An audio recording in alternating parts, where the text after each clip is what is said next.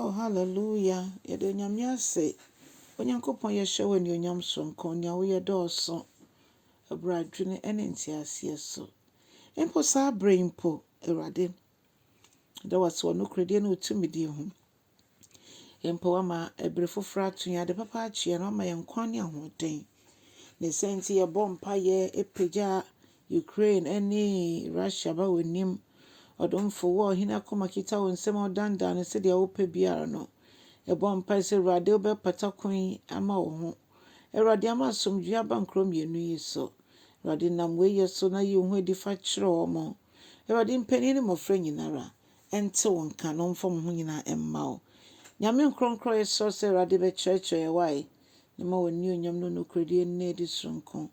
Awo Jesus Christ di mo ni abompa ye. Hallelujah. Odo for me ma akwa abade ba oti ase senjumedie so.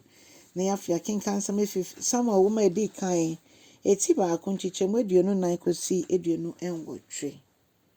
Odo for sansem yi ekasa fa Hana Onyankopon eche ne yefunu Hana okọ ni nyame tentam ye na Onyankopon eche no obabeni na ne bosho de hye nyame ne se wo ma me ba me de ne besan amma me de ne bebo wa afore ampanso Hana onyame ye na adom ne gie na afei ebresun ma bofra no afei otwa ne nufuo ne afei akolei tumete ne ho kakra no na afei oye na adwense ne me pa matare bi asofotare ama bofrei na me no akogya e wasofofie ampa Hana ye ne sa na de ba ko pese ye twi adwendina so ne se Onyankopon ne neje obi biara obehye bo no bedi so ne neje no ho eno ti ni Hana ka ye no na obi engina ho okache Nyankopon direct nanso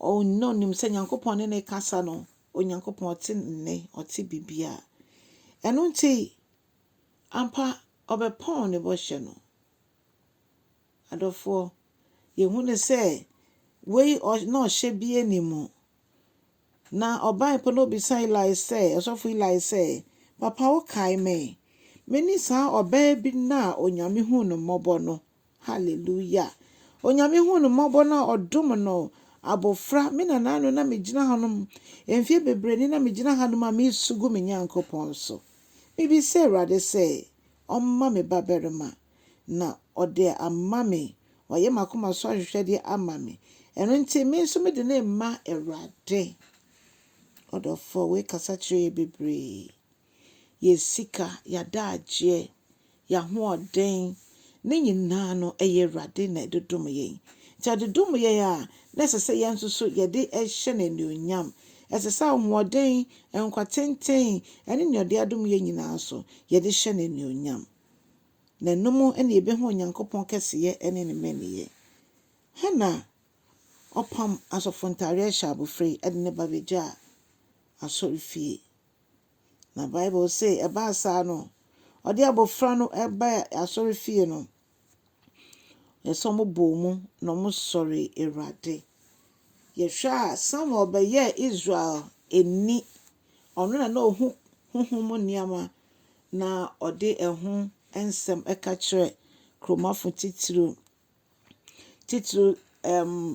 Saul abreso oye odijuma bebre adofo ye Nyankopon na yesom no nyame no kwafo ono ondane na chi ma ne bosho ne waka bi ohwe se bebemo enti yanso apam bia ye ni Nyankopon beko bia ye nhwe se sa apam no ye di so ye nhwe se sa apam no ye di so se de be hu nyame kese ne ne meni ye odofo Onyankopon mo ayen yen tena se no kremo anya se di so bi hwe ya ansa na no ye be de ye na emom no bi anhwe ho no mpo no yanka ho so Onyankopon na ya hye no bo na Onyankopon ne nje omo a omo hye bo mu ni so no ne nje omo ho odofo ede na wo de hye Onyankopon bo anti no wonya entua ma no na wonya ye fa won kwa ne wusika ne wa ho de nyinara fa ye nyame adwuma fa kire woni so